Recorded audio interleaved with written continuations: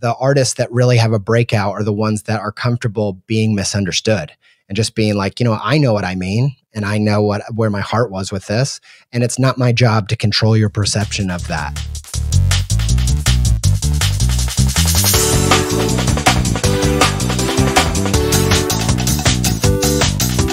Bonjour à tous et bienvenue sur Sens Créatif, le podcast qui explore les motivations et les stratégies des artistes de l'image. Je m'appelle Jérémy Kleiss, je suis auteur illustrateur à Paris et vous pouvez me suivre sur Instagram @JérémyKleiss. L'interview d'aujourd'hui est exceptionnellement en anglais et pour les anglophones qui découvrent ce podcast, j'ai même réalisé une version alternative avec une intro et une outro en anglais. Donc si c'est votre cas, je vous invite à écouter l'autre version de cet épisode. Cette semaine, je suis plus qu'heureux de vous présenter ma discussion avec Andy J. Pizza. Et oui, ça devait arriver un jour. Si vous suivez ma carrière depuis longtemps, vous savez à quel point le travail d'Andy a été influent sur moi. Andy J. Pizza travaille en tant qu'illustrateur et orateur, mais surtout, il est le créateur du podcast américain CREATIVE PEP TALK, un podcast qui s'est donné pour mission d'aider les créatifs à développer un travail épanouissant artistiquement et florissant professionnellement. Et ça les amis, autant vous dire que ça m'a interpellé. Depuis son lancement en 2014, Creative Pep Talk a toujours été d'une grande aide et une grande source d'inspiration pour moi. Mais ça, si vous suivez mon podcast depuis le début, vous le savez vu que j'y fais fréquemment référence. De l'aspect stratégique au côté plus introspectif, voire psychologique de la vie du créatif, Andy et moi partageons les mêmes intérêts et une même passion. Ce n'était donc qu'une question de temps avant de recevoir ce dernier sur mon podcast. Accrochez-vous, dans cet épisode, ça va envoyer du lourd car nous abordons de très nombreux sujets. Enregistré peu de temps après le confinement, Andy commence par nous partager ses réflexions sur le sujet pour ensuite foncer tête baissée dans les thématiques qui le passionnent. La quête du héros, la neurodiversité ou encore le marketing. Il nous présente aussi son fameux Creative Career Path, un processus en 7 étapes qui lui a permis de mieux comprendre ce que les créatifs qui avaient l'air de réussir avaient en commun. Et au milieu de tout ça, on discute aussi de la peur d'être incompris, du goût du risque, de l'importance d'être pleinement soi-même et de plein d'autres trucs. Je vous aurais prévenu, cet épisode est riche en contenu. Alors sans plus tarder, je vous laisse en compagnie de mon ami Andy J. Pizza. Bonne écoute.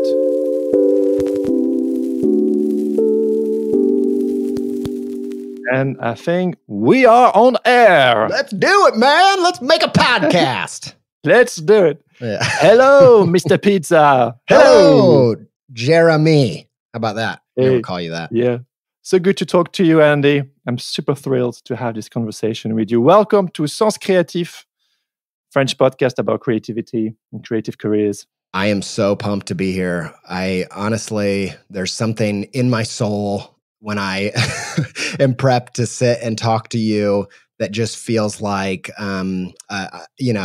this sounds weird, but a warm bath. It just sounds like, okay, now I can just, we have such a good friendship and, we trust each other. There's low boundaries. And so there's just always so much warmth and there's good listening from both sides. And so I'm just genuinely excited to be talking with you. Thank you, man. Some Belgian, French, American love going on here. Yeah.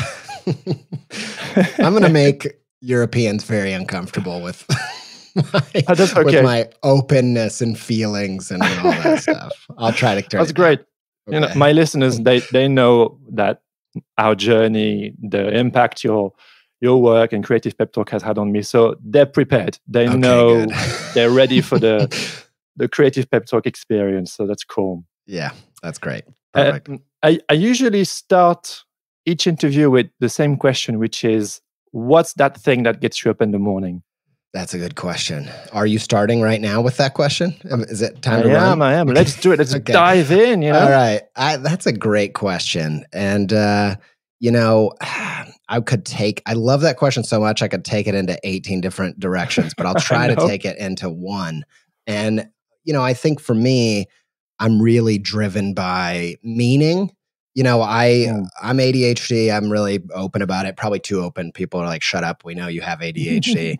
But it just rules my life in so many ways. And the thing about ADHD that I'm not sure people know is that it has this, this weak executive function, and it's driven by interest-based neurosystem which all that means is I have to be doing things that I want to do.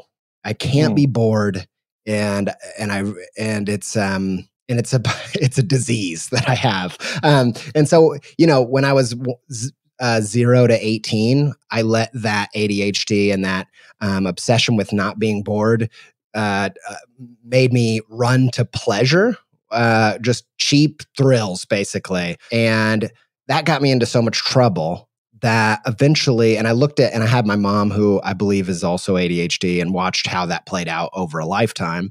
And I was just like, dear God, I've got to figure out a healthier way to be this type of person. And I think through a lot of discipline and reflection and, a whole list of different things, I realized that joy was a much safer drug than pleasure. And for joy to exist, there has to be discipline. There has to be sacrifice. It has to cost you something. But then when you taste it, it's much, much sweeter and purer. There's no guilt associated with it. And then so I oriented my whole life around acquiring joy. And, joy comes from helping people, moving people, living a meaningful life. And so those are the things that get me out of bed in the morning. And for me, leading a meaningful life has a lot to do with telling stories to people, just because that's kind of that's what I feel like is my job on this planet. I think I have at least the first fruits of some true talent in doing that. That's just kind of what I think I should be doing on this planet. So when I get up in the morning, I'm thinking about the next stories that I'm going to tell. And those stories are sometimes metaphors, sometimes they're analogies, sometimes they're kids' books, sometimes they're podcasts, sometimes they're Instagram posts. But it's all about, in the same way that a comedian is like obsessed with writing a joke that has a very particular payoff, aka laughter, I want to write stories that have a very particular payoff, which is the experience that life is meaningful. And I think when you experience life as meaningful, it usually ends in tears or some mild version of that, chills, whatever. So that's what I do. I wake up and I think, what's the next story that I want to tell? What am I crafting? What am I working on right now? I've been working on this kids book idea for probably a year, but very slowly, just enjoying working on it, taking notes about it, thinking about it. And this morning I woke up and I filtered it through the hero's journey, and it was amazing. It was just I loved it. And that's what, got me pumped for a new day. That's a huge answer. Apologies. But yeah, I don't know how to do it any other way. No, joy, meaning, hero's journey, ADHD. We've already covered so much in a few minutes. Yeah.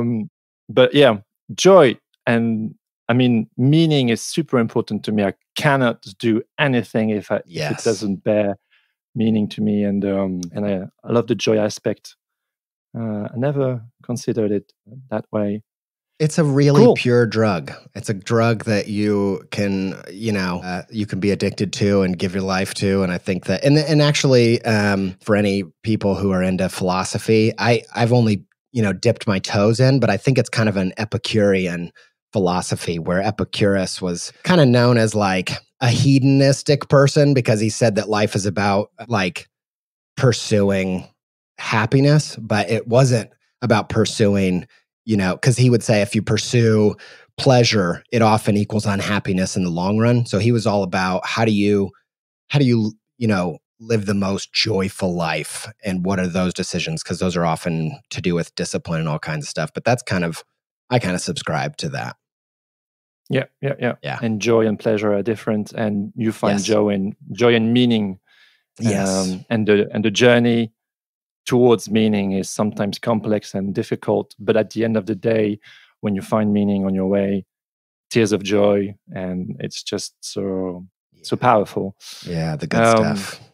Cool. I think that's a good transition for. I usually ask my guests to introduce themselves, but I mean, obviously you can do it. But the next question, next to that one, is the quarantine, and I was wondering if you could tell my listeners your thoughts and how you experienced the quarantine and the lessons you've learned and all that thing. So, can you give us just a quick introduction of who you are and then let's dive into the quarantine experience. Sure. So my name is Andy J. Miller, but I go by Andy J. Pizza. That for a bunch of reasons that aren't actually that interesting. Suffice it to say, I like pizza a lot, and it's more interesting name than Andy J. Miller. And I'm an illustrator and a podcaster and a public speaker. In the illustration world, I've done stuff for the New York Times and the Washington Post and a bunch of other clients. And I have a podcast called Creative Pep Talk that I've been doing for almost 6 years. And I do that podcast to share everything I've learned about finding your creative gift and then getting it out into the world through marketing and business and all that crap. Yeah, so that's who I am. And then to the quarantine thing, I have been, I really interact with things through the lens of the hero's journey. If you don't know the hero's journey, it was Joseph Campbell found that there's this pattern in all of the world's stories, all the myths and religions that we have passed down and told each other throughout time, that there's these really clear patterns that show up over and over and over. And I kind of use that to base my reality in a story or a narrative. I think that, the reason there is this pattern isn't because it's some, secret out there in the universe. I think it's just how our brains are wired to make meaning of life. I think those patterns exist in our head. And when we base we ground ourselves in story and narrative, that's the only means that we have for meaning making and understanding the tragedy and the strife and the joy and the good and the bad and all that stuff. And so I'm always looking through the lens of story to help know what does the character do in times like these. And so right now with the quarantine, there's a big parallel to the part of the story called the belly of the whale. And in the belly of the whale, it's a time for reflection. You can think of it through, Jonah and the whale, where he was, it's a time for reflection to say, what calls to adventure am I refusing? What parts of myself am I repressing? So Jonah and the whale, he is refusing the call to go to this group of people. Star Wars, they get stuck in a cave that's actually a giant worm stomach, and Han and Leia realize they've been repressing feelings for each other. And so there's this, so for me, quarantine has been a big kind of step back and think about, as everything kind of stops or slows down or you're forced to step away, I think you have to take stock of everything and say, why am I living at this pace? What am I going to do? What am I trying to change? And for me, what it's looked like is saying, you know what? I really, really am fortunate enough to love the creative work that I'm doing right now, what I'm spending my energies on. And I'm actually not in a rush to move on to the next season. And therefore, I need to stop being in a rush. I need to stop, obsessing about the next thing and growing this thing and all that stuff. I need to step back and say, how do I not get further, but how do I do better right now? How do I, create margin? And for me, that's looked like planning in more regular breaks from the podcast. It's meant, talking to the people that I'm doing work with and saying, hey, can we extend the deadline on that so that we can actually make something worth making? And I think,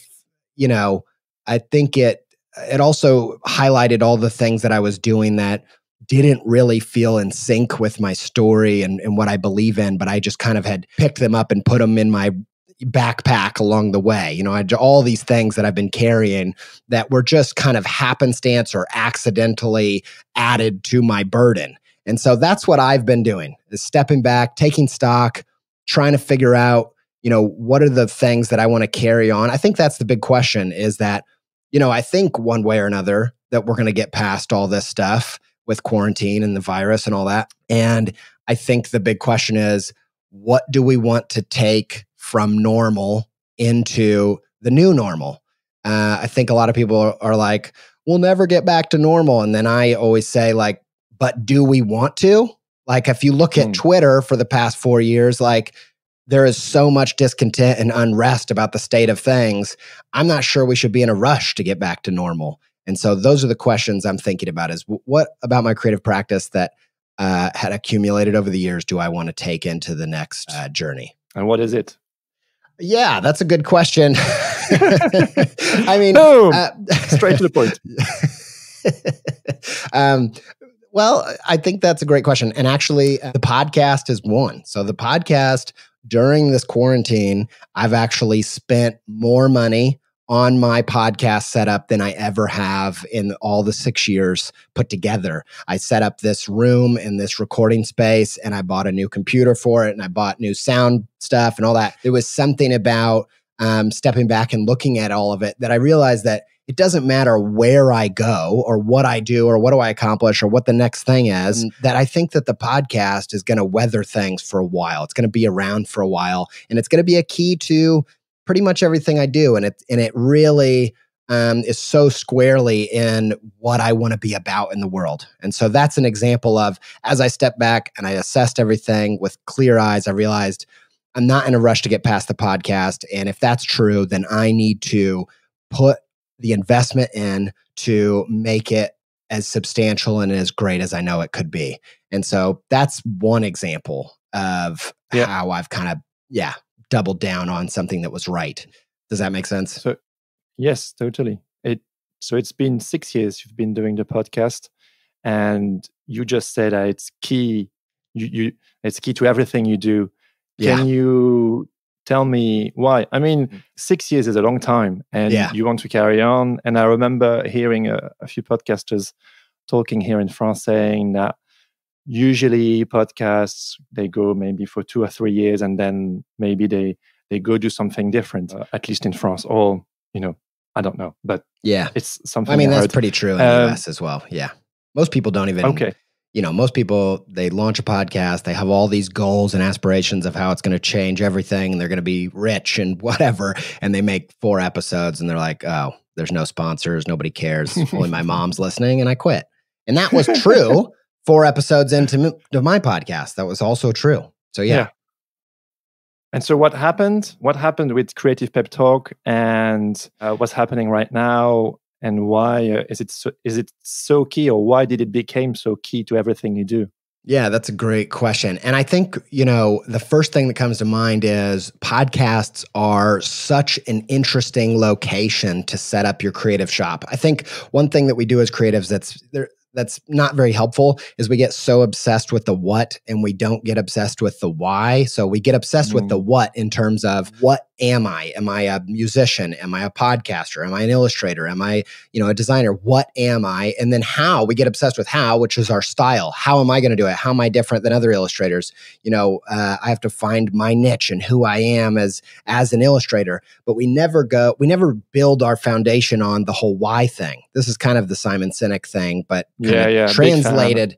We're both big fans of this idea. It's a helpful little framework for thinking about your purpose of what you do and what you care about. It's very meaningful. Yes, it starts with what's meaningful. That's the why. And so for me as a creative person, I think I went through this huge journey of, I was an illustrator, and I, bought a house with my illustration work, and I got a mortgage, and all that stuff. And I had a bunch of good clients, and I'd done that for years. And then I decided to do this podcast, and the podcast took off, and I was doing public speaking and, speaking, not illustrating as my main focus. And for a while I was like, man, am I a speaker or am I an illustrator? What am I?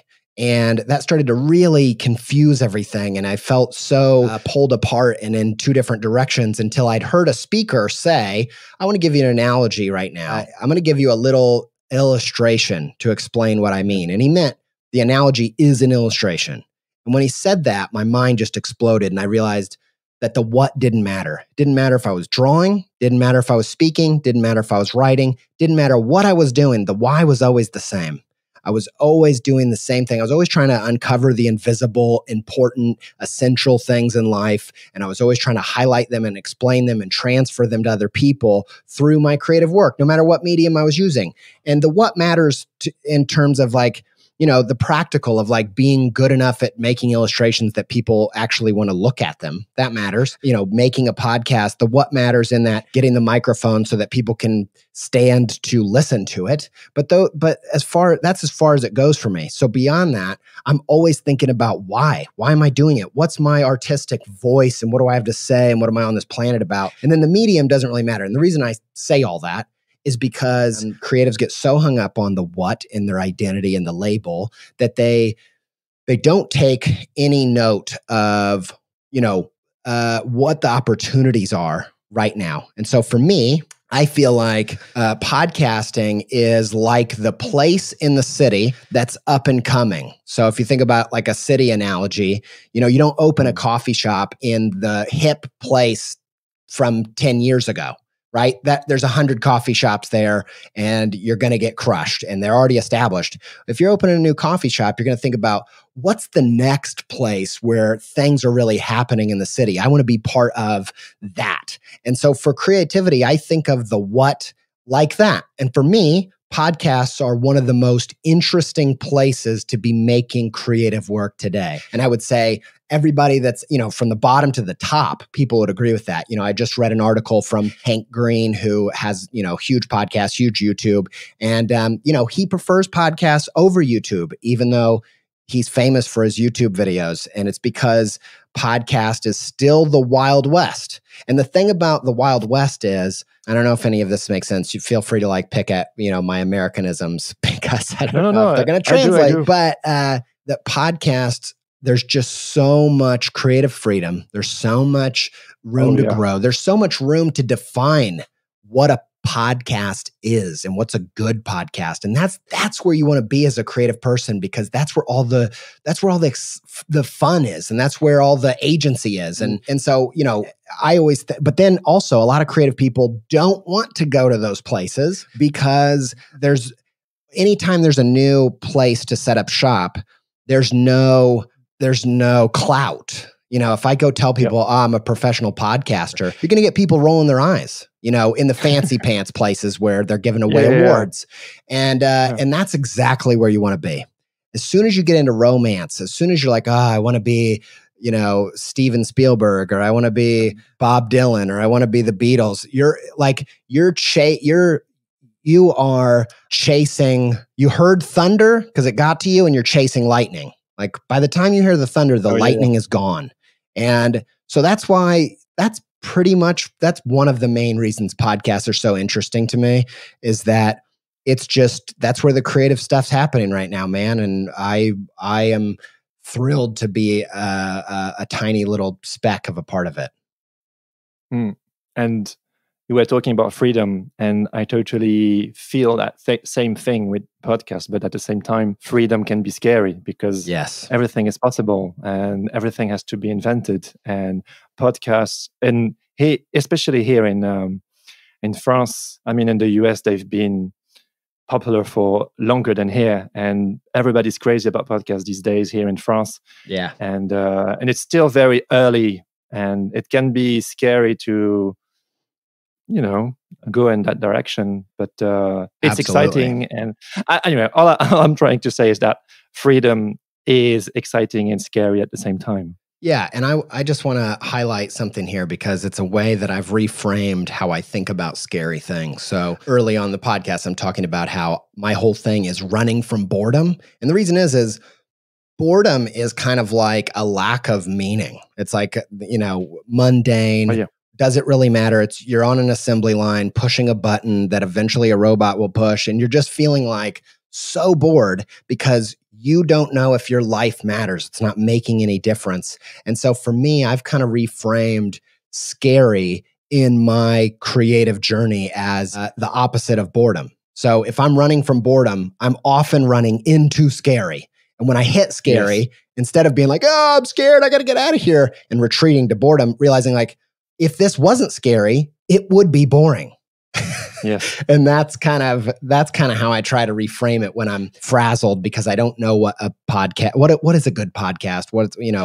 How do you grow one of these things? And, I think about it also like, I think about how if the road is paved and there's all these people along the side trying to make money on you as you're going along your journey and trying to make it easy on your road to success and your treasure, your creative goals, then the gold at the end of that road is gone. It's this idea that in the gold rush, the people that made the most money were the people selling the tools to the miners. That's that. And so, yes.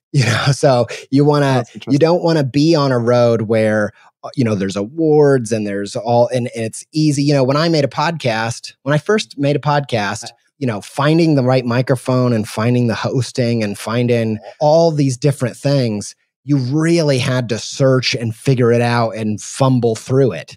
Whereas now you can, podcasts are still, I think, in their infancy and still a great place to start and go. But now you can get an app and just record your voice and push a button and it's on Apple Podcasts. And so that, that's less wilderness than when I started in 20 years, it'll be as stuffy and picked over as TV. And at that time, maybe there will be something for me to switch it up, or I don't know. Yeah. Does that make sense?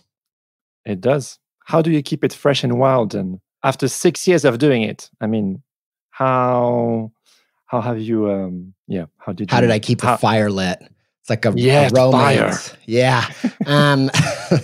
Yeah. My romance with podcasts, that's hard. And I think that, that's one of the reasons I like story so much. So I'll answer the first answer to that is the thing that saved my podcast was about 2 years into doing it.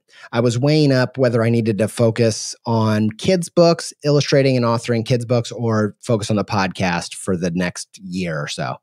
And, the kids' book path looked so good. And I realized that part of the reason I wanted that was because I wanted to matter to the people that matter to me. It was kind of that's not the worst thing in the world, but there was definitely some ego to like, I want to win a Caldecott so everybody knows that I'm good at art. And the podcast just didn't have any of that stuff. And in fact, the breakthrough that I had was realizing that podcasts could be art, that they I have this idea that anything you treat as art will be. And so it doesn't matter what you're doing. If you are approaching it with craft and sincerity and creativity and all of that, you can make art out of anything. We all know, like you've all had a waiter that was a master in the art of being a waiter. And you're like, whoa, this guy, how is he making our time so interesting and nice and relaxed and whatever, And so for me, that was the turning point. That was a big breakthrough for me in the podcast was I realized like, even if nobody else sees it, even if nobody else knows, to me, I know that the podcast is my art and I will approach it like it's poetry and I will, and so for me, that's amazing because it's just like I heard Sufjan Stevens, who I'm a big fan of, say, he's still trying to write the perfect song. And there's just this elusive thing about art where it's this thing of mastery versus mystery. Like you're never going to write the perfect song. That's what's so cool about story. The more you learn about story structure and how to write a good story and get more tools in your belt, the more you realize how this is a journey that you'll enjoy the rest of your life. It's just like what I imagine. I don't know because I don't play sports or watch sports, but I imagine that's what keeps people interested. That's what keeps Michael Jordan interested even after 5 championships to get the next one is, every game is still a challenge. Every game, there's a new thing that you didn't see, and there's a new trick that you have up your sleeve and a trick that your opponent has up its sleeve. And for me, when I approach a podcast every week, I'm thinking of it as another story to tell and another piece of art to make. And can I make a joke, if we're comparing it to comedy, that's so much funnier and so much quicker and so much better timing than the time before? Can I get more authentic? Can I move people more? Can I get deeper into truth? Like that's just like a thing that humans have been attempting to do for thousands and thousands of years. And you're just never going to nail it down. And so that keeps it interesting to me. So I'm always, I think I answered it. Yeah. Yeah, totally. It's always pushing yourself and taking risks also. It's It's a little idea which I'm toying around. Lately, I listened to an interview of of the singer of a band I really loved. It's called, he was leading the Chariot and Norma Jean and, heavy stuff. We discussed about that when I was in the US with you. Anyway, and he was talking about, I don't know, listening to him. He doesn't give very often interviews, and listening to him talk about his crafts, something clicked again in me, because basically each gig that they would play, they would always start with the same song and end with the same song, but in between they never knew which song they were going to play. And basically, as the guitarist or the drummer or whoever in the band, they would start a note and then everybody would follow, and basically each concert was just different, and which meant that the experience was always fresh. And also in the music industry at that time, when people were trying to get everything squeaky clean, like the first album they recorded with the Chariot, it was like recorded in one take, and it has this kind of crispy and noisy aspect to it that some people could be like, "Oh, I don't know," but you talk all the time about I don't know how to say it in English, but anyway, it's just like if people don't go crazy about your buttered pasta. Yeah, spaghetti. Yeah, there you go. But if it's just weird, or if it's just different, or some people will be turned off, and some people will be like, "Wow!" And I was part of those wows. Anyway, and when I listened to it, I was just like, I just want to recall that risky aspect in my life, and I know that I went into podcasting because I wanted to experience that. But I'm still, you know me, I'm somebody who kind of likes to prepare and stuff, and by the time this episode will be aired, people will know that I'm going to publish an episode each week, and for me it's also taking a new risk, and I'm doing it on purpose to just come closer to my core and be loosened a bit more, and anyway, it's just taking more risks to just be more creative and find new life. And it's surprising because I was kind of scared of it. And now that I'm more my head into that, which with my illustration or with the podcast or preparing for the new season with an episode each week and stuff. And I'm just like, wow, there's so much more life. Obviously, I'm just at the beginning of that new era of my work and my craft and stuff. But it's thrilling. Yeah. And, it makes total sense. And actually, it reminds me of an idea that I've been wrestling with a lot and really excited about myself. And it's this idea of there being kind of two creative energies. There's a strategic creative energy, and then there's an exploratory creative energy. And, the strategic side is kind of like a creativity as a solving a puzzle. So you have an end in mind, something you're trying to get to, and you're reverse engineering. How do we get to that thing? How do we work backwards from where we want to go to draw out a map to how to get there? And I think if you think about like a mystery novel or, the movie Knives Out, like these, whodunit, like that's written strategic creativity where it's like, we got to start with the end. This is who done it. This is who the killer is. And then we got to figure out how do we write backwards to lay all the traps and everything work out perfectly. That's one type of creativity. And then the other side is exploratory creativity. When I think about exploratory creativity, the most wildly pure exploratory creativity that comes to mind is the show Lost, where, writers later came out and said, we were encouraged to literally write the craziest thing we could write without any idea of how we're going to pay it off. So they're just literally showing up and trying to explore with no way of being strategic, no way of knowing how it's going to end. And then my favorite version of this is the one that kind of does both of them, attempts to hold both of these opposites in tension, is the show Curb Your Enthusiasm, where they have an outline, which is the strategic thing. They have a way of, we know how we want to wrap this up, how all the things need to come together. That's the strategic creativity. But there's no script. So there's an outline, but there's no script. And so when they go into each scene, the actors don't know exactly what they're going to say, but they know how the scene needs to end or what needs to pay off. And so then they show up and they play. And so I think what's great about this is it's a great way of, I think there's a correlation between strategy and exploration versus mastery and challenge. And, Mihai Csikszentmihalyi wrote this book and created this idea about flow state and how to get there. And that's what we're all looking for, that meaningful feeling of joy when you're right in the pocket, right in the creative work that you're doing that lights you up. And he said that to get there, it has to be an equal balance of mastery and craft, or mastery and challenge. Mastery where I'm so good at this and I know how to show up. And that's, to me, kind of the strategy side of like, you plan everything,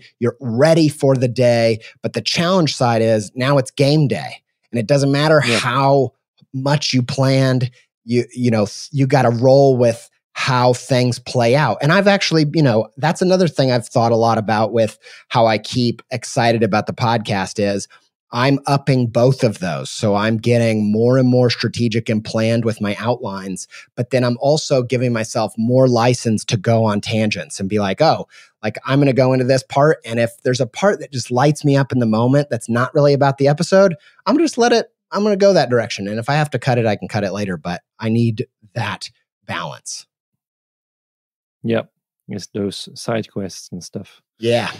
Talking about strategy, your podcast talks a lot about how to find the balance between having a fulfilling creative career and both on the financial side and on the artistic side. And it's a whole balance. And you came up a few years with the creative career path, like a concept that you consider like being the leading to a successful creative career. And I was wondering if you could talk about that process. That personally helped me already a few times. And it's something that you came up totally by yourself. And can you just tell me and it's, about that? I think one thing that's really interesting about it's a 7-step process. It's a framework for approaching your creative projects and the choices that you make in terms of what you're going to make without anybody else asking you to, how are you going to steer your ship? And I think one thing that's interesting about it, you saying, I came up it totally by myself, but that's actually not true. Actually, for a bunch of reasons. One is because they're all things that I just observed in other people. Like as I was trying to explain, I would come across these artists that I was like, I don't know. I intuitively know that they get it, but I don't know what that means. Yeah. And it's not until you codify and create and pull it apart and dissect it and understand what it means to quote unquote get it, that you start having an actual plan and things you can learn from. And so I was teaching at this art school class about self-promotion and marketing. And every day I would show up and I would show them a video of another artist that I felt like got it, meaning they were thriving creatively and financially in their career. And so I would show them these videos and they were just, at some point, one of the kids was like, why are you showing us these videos? We don't care about these people. And I was like, okay. And I had this blackboard moment where I put the projector away and I was like, look, let me explain to you why I get out.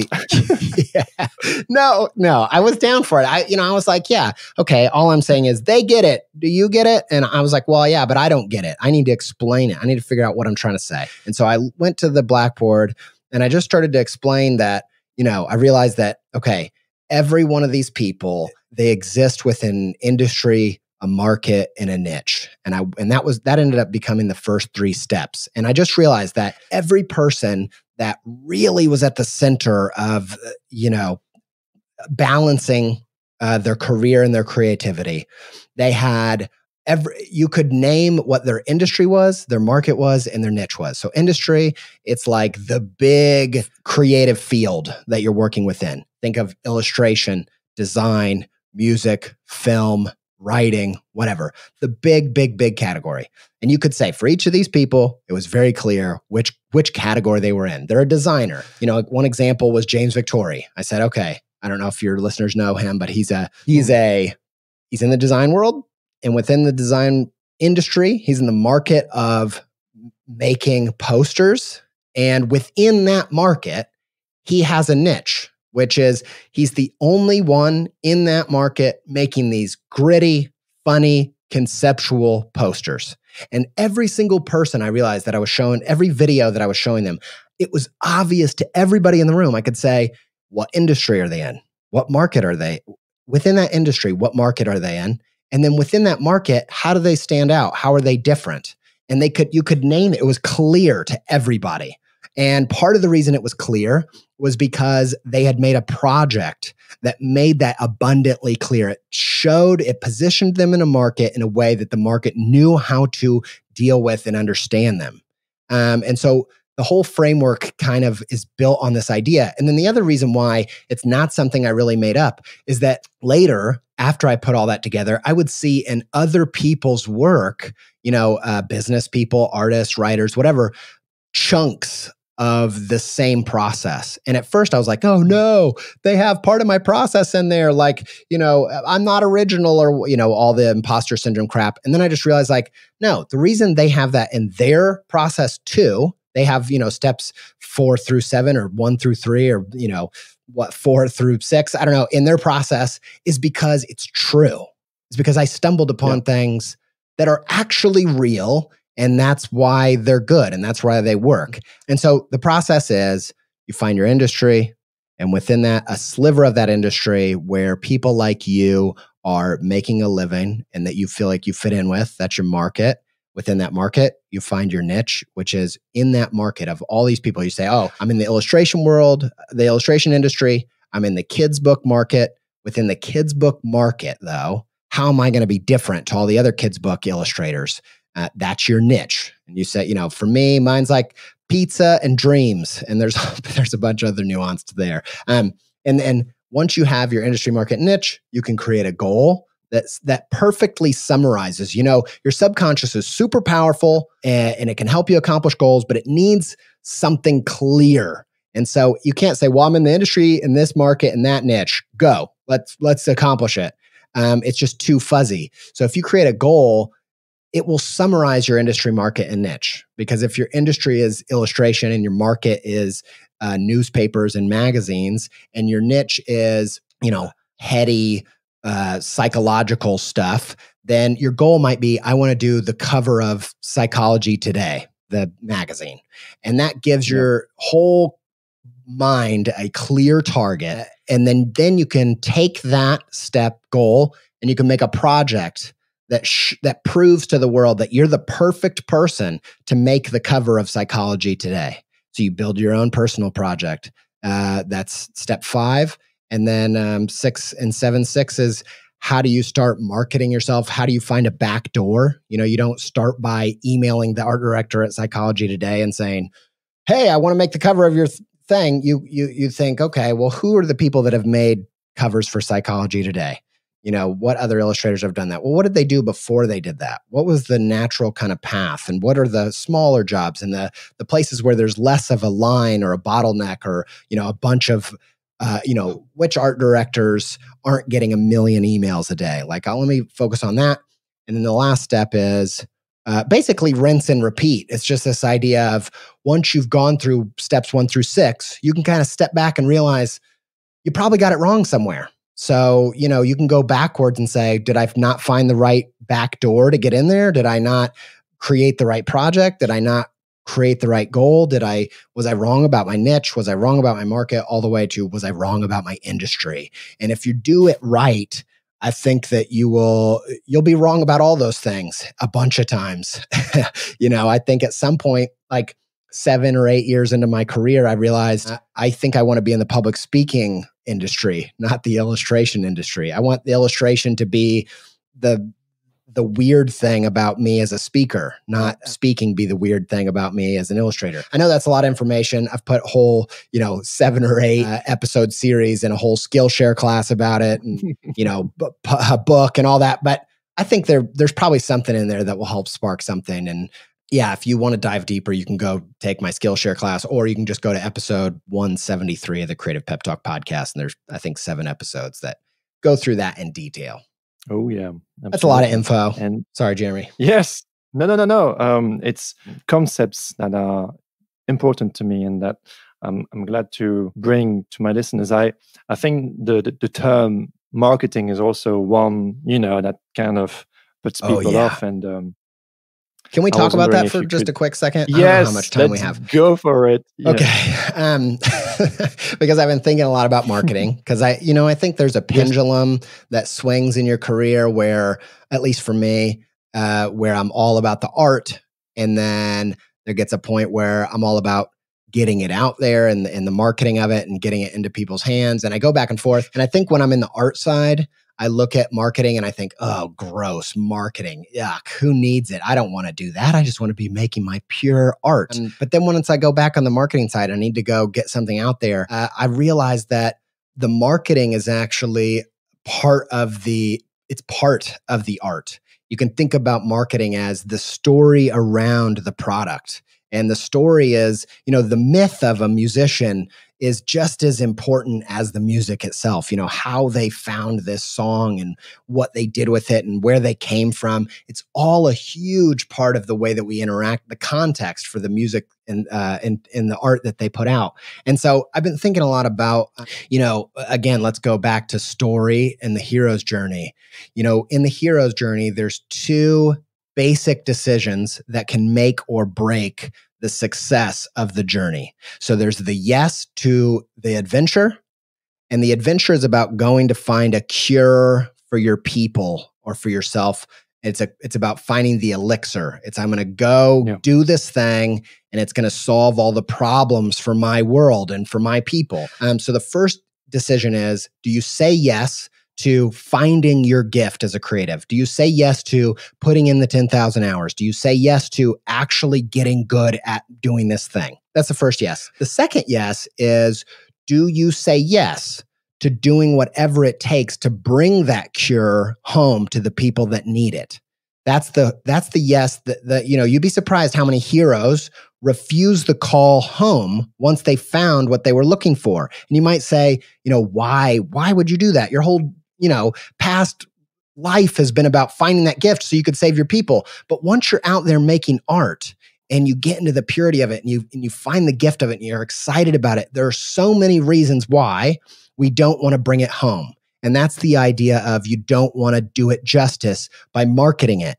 You want to spend all of this time making this book, but you don't want to do any time, doing the book justice by doing a proper book tour and, making contacts and getting it into people's hands. And there's so many things like imposter syndrome or shame or, whatever it is. There's a million reasons we could go through. But to me, that's the full creative process. It's just as much about making the album as it is touring. And when you see that the tour really has the power to inform the next album, then you can see this symbiotic pendulum swing that is creating the art and then doing everything to get it out there. Yeah, marketing is connection somehow. Yes, 100%. You can make, I think usually of it. It's. Go ahead. No, go. Go. I was just going to say, I think of, I think one of the biggest myths for a lot of creative people is this idea of the artist that would make their art on an island, whether anybody else in the world existed. And, I think that's art making as journaling, but I also find it really interesting that, if you put someone in solitary confinement for very long at all, they lose their sense of self and they lose their sense of humanity and they lose their mind ultimately. And I think the reason is because we have evolved to be social animals. We are inextricably connected to our community and to other people. Our whole purpose and meaning, it's all tied up in how we relate to other people. And so for me, this idea that we're all kind of, one species and interconnected, to me, art can't be taken out of that context. And once you kind of see it that way, you realize that the art is just as much about making as it is sharing it. It's more about us than you. And I think the other thing that happens there is that people want to put it in binary. They want to say it's either this or it's that. It's this dual way of thinking. And to me, it's always everything in life is more of a spectrum and more of a story, more of a narrative, is that at first it's all about you. It's for you. It's from you. It's your perspective and it's your heart. It's your passion.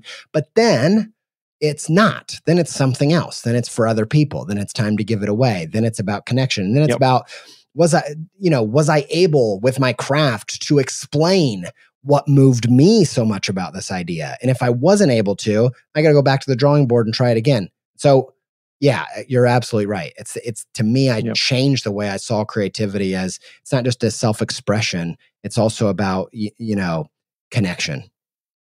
Yeah.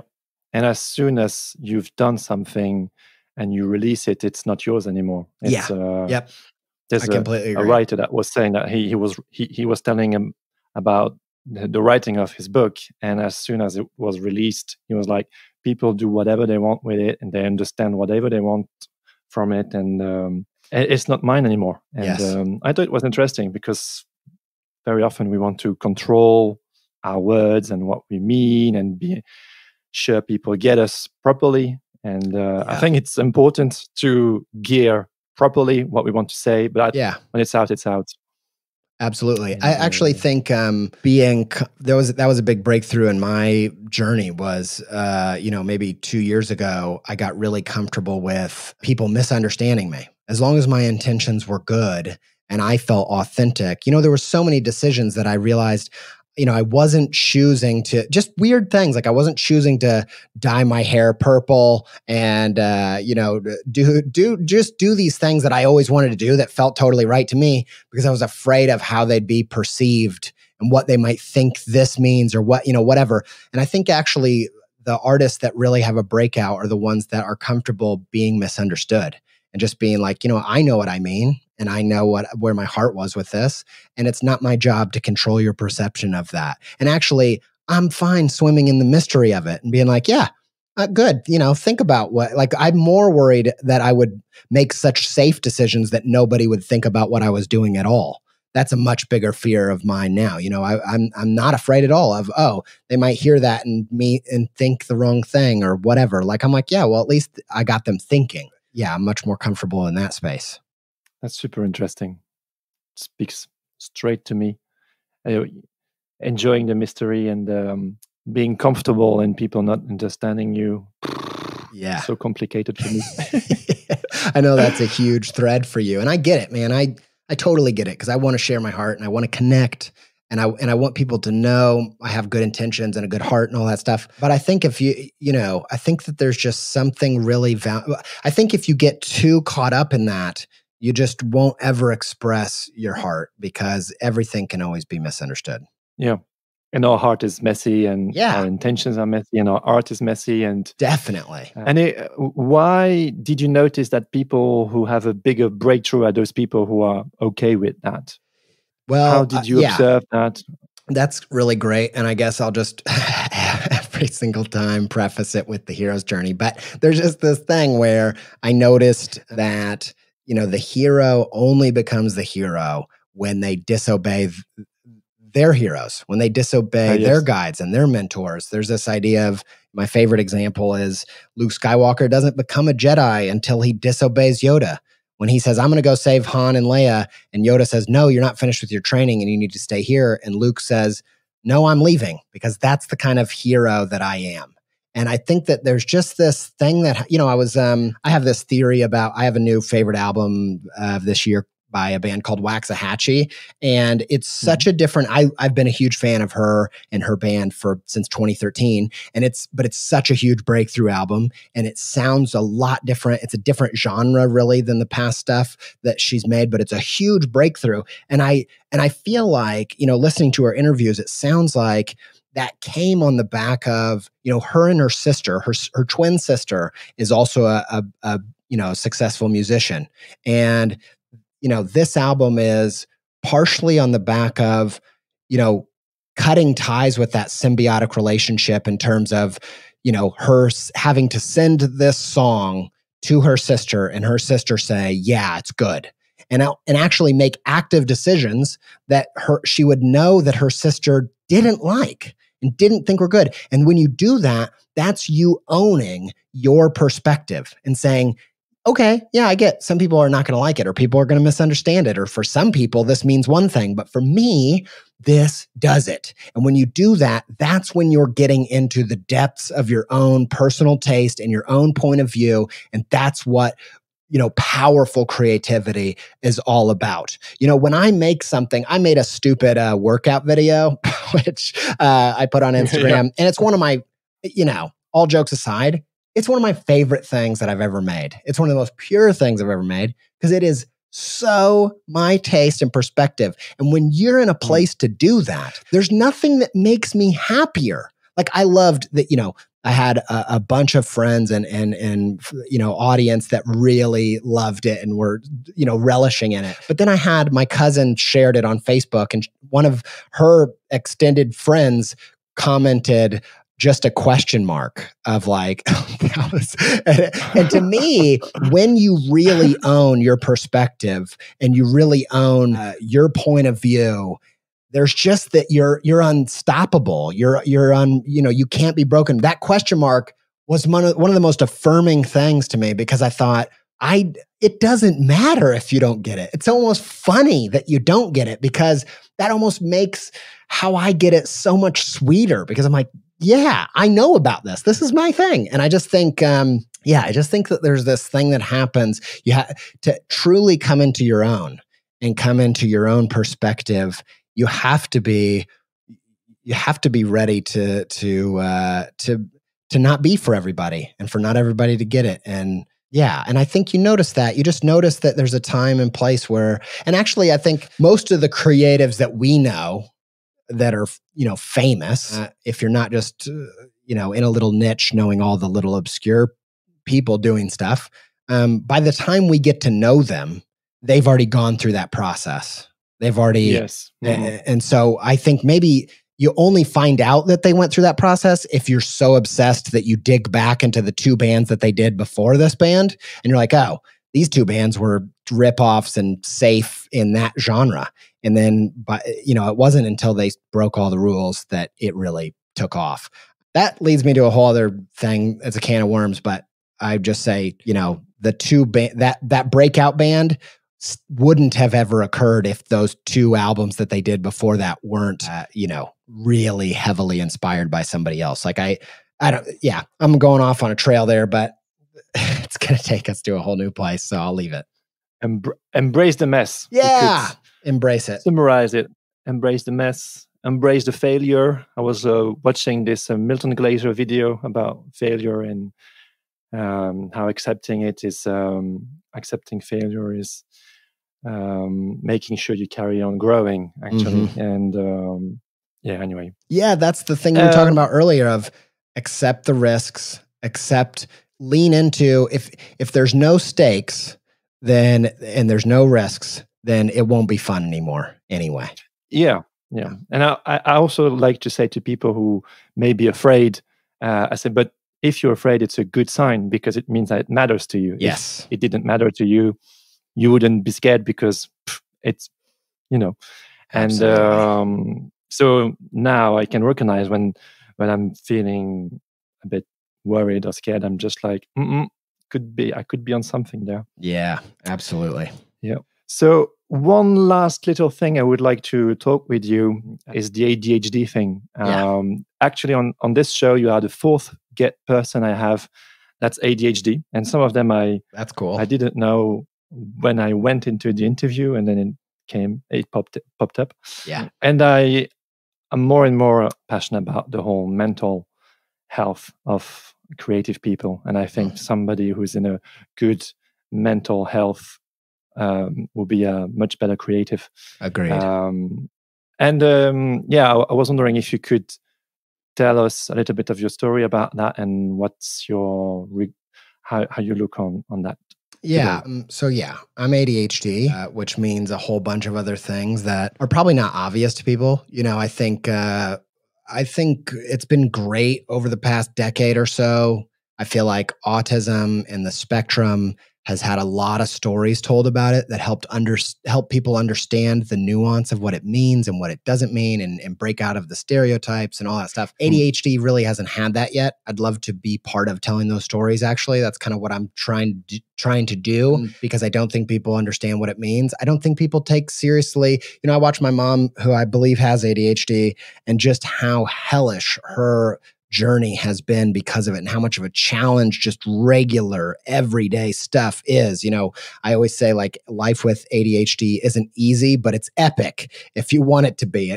Every day feels like I'm getting ready for battle to brush my teeth and do just the simple things that I have to do that are boring or challenging or hard because of this, brain that I have. But, I didn't realize that I had ADHD until I was an adult.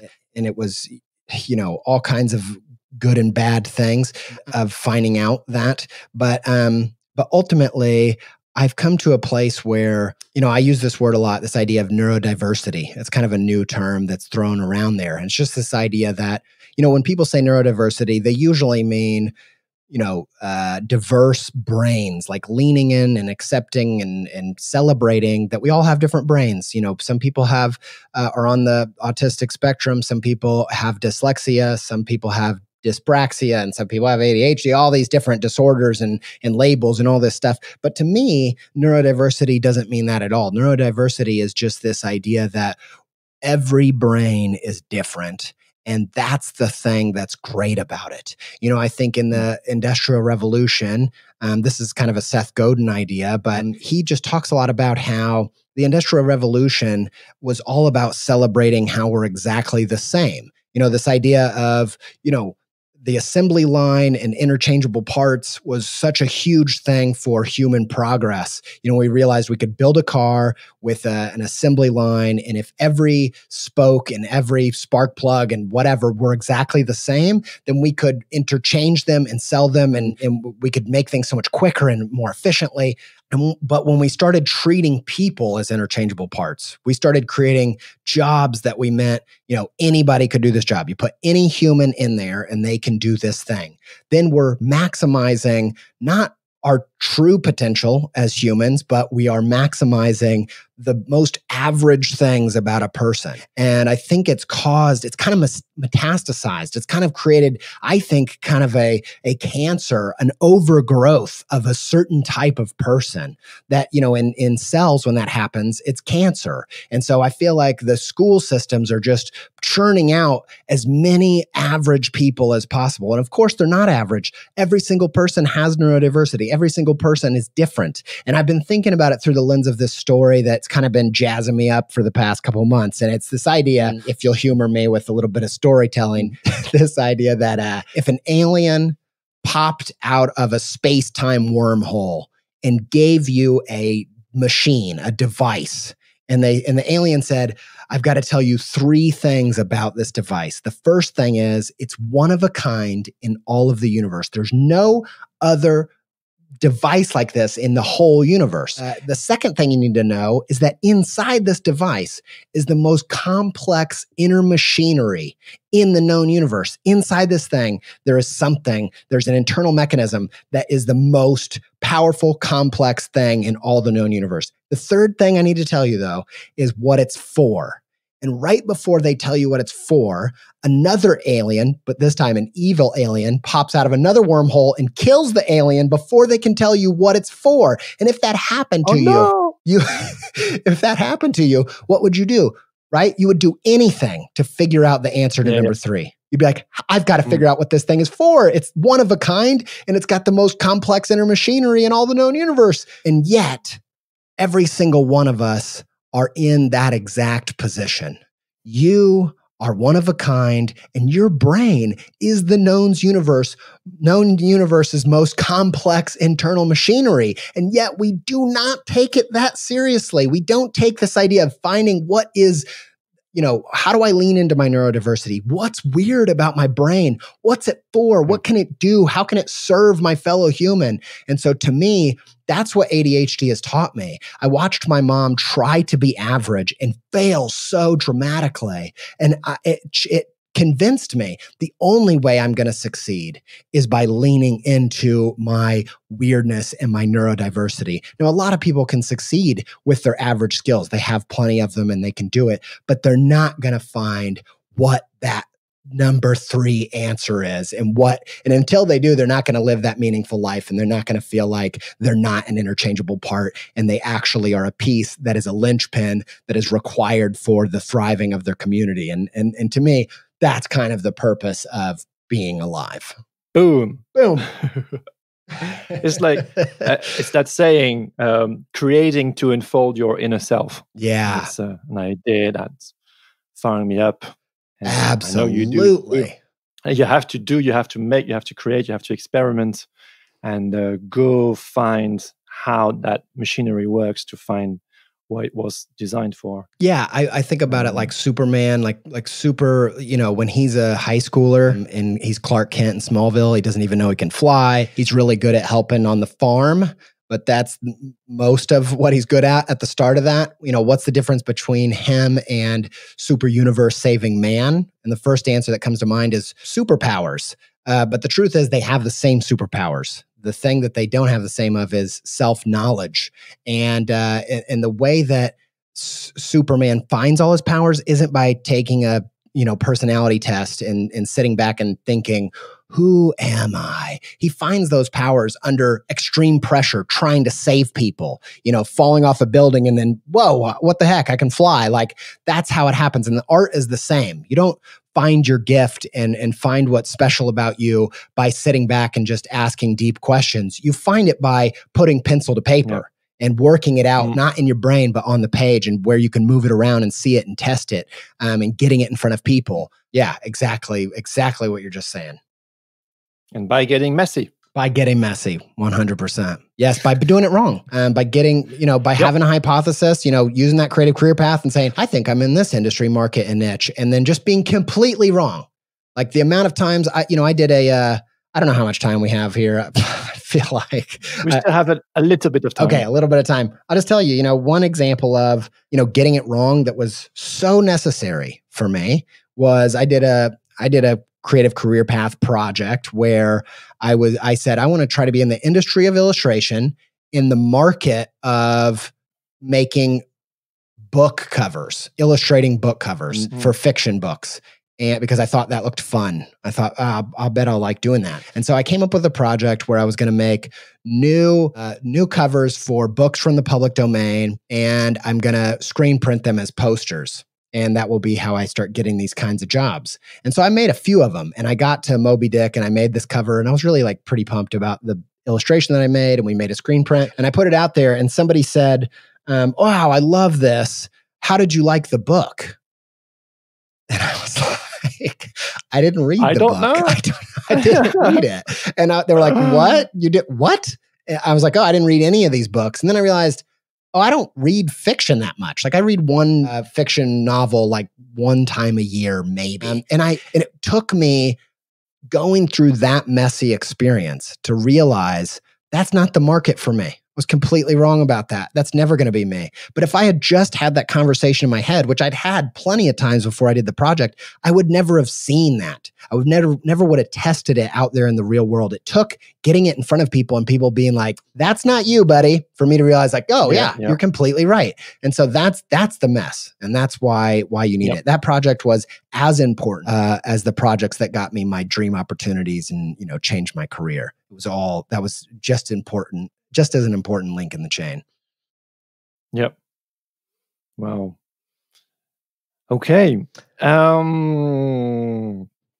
God, I love it. I've had a blast. Your questions are awesome, and I love getting to hang with you, man. What a good excuse. Thank you, man. Thanks for having me, man. And I'm so pumped about there's something to me about people that really do the work, and they do it over years because that's what it takes. And they're desperate to get closer and closer to the pulse of what they're doing on this planet as a creative person.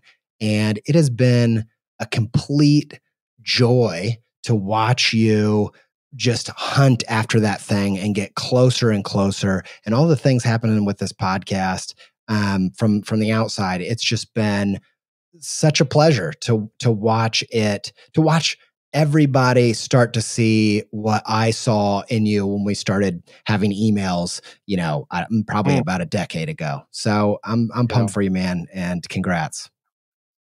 Thank you. I don't know what to say right now.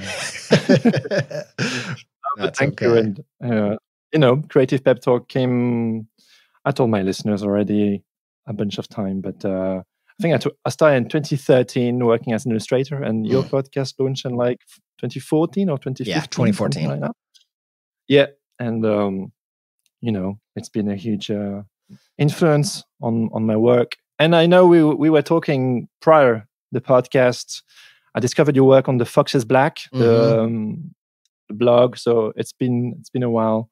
And yeah, we've been talking for 10 years now. And here we are talking live on the Sans Creative podcast. There you go. Yeah. Well, thanks, man. Cool. Well, thank you, Andy, for your time. Thanks for being with me. And yes, voilà. Thank you a lot. Voila.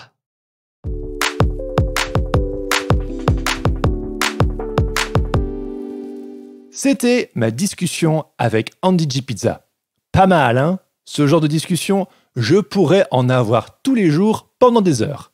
Alors, un grand merci à lui. Et si cet échange vous a donné envie d'en savoir plus, vous savez ce qu'il vous reste à faire. Suivez-le sur Instagram et écoutez Creative Pep Talk. À commencer par sa série consacrée au Creative Career Path de l'épisode 170 à 174, l'occasion de plonger un peu plus profondément dans les concepts abordés durant notre conversation. Je vous recommande également son petit livret consacré à ce même sujet, disponible sur sa boutique Etsy. Si vous ne voulez plus jamais louper un épisode de Sens Créatif, rien de plus simple, abonnez-vous sur vos applications de podcast, inscrivez-vous à ma newsletter et suivez-moi sur Instagram.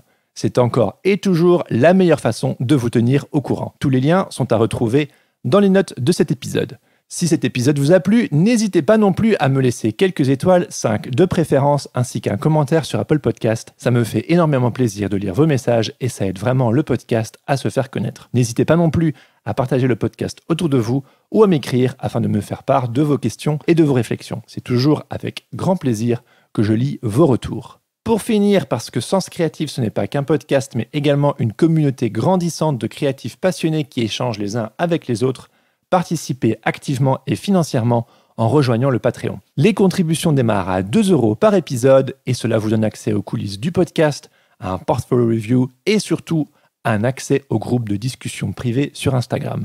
Une communauté bienveillante, active et qui fait plaisir à voir. Merci mes Patreons, je vous aime. Pour en savoir plus, visitez patreon.com/senscreatifpodcast. Comme annoncé la semaine dernière, je vous invite dès à présent à noter la date du 5 septembre 2020. Car oui, c'est le retour de l'apéro pique-nique Sens Créatif à Paris. Et si les rassemblements de plus de 10 personnes sont de nouveau autorisés, on croise les doigts, c'est bien au parc Montsouris que je vous donne rendez-vous. L'occasion pour la communauté Sens Créatif de se retrouver afin de discuter de tous ces sujets qui nous passionnent. Sous réserve de changements de dernière minute, plusieurs invités du podcast, dont Marie-Laure Cruchy, Laurent Bazar, Edith Valeron et Pauline Thomas, ont déjà confirmé leur venue. Alors j'ai envie de dire, pourquoi pas vous? Vous les avez appréciés sur le podcast, venez les rencontrer en vrai. Alors notez la date, inscrivez-vous sur la page de l'événement en tapant Apéro Pique-Nique Sens Créatif sur Facebook et rendez-vous le 5 septembre au parc Montsouris à Paris. Allez, viens, ça va être bien. Je termine en remerciant mon ami Adrien Guy pour l'habillage sonore de ce podcast. Allez jeter un œil sur ses réseaux sociaux @AdrienGuy_Music ou écouter ses morceaux sur sa page SoundCloud. Merci également à Adrien Grenier pour le montage de cet épisode. Sur ce, je vous donne rendez-vous la semaine prochaine pour le dernier épisode avant la pause estivale. En attendant, un très bel été à tous et surtout, restez créatifs. Ciao. Voila.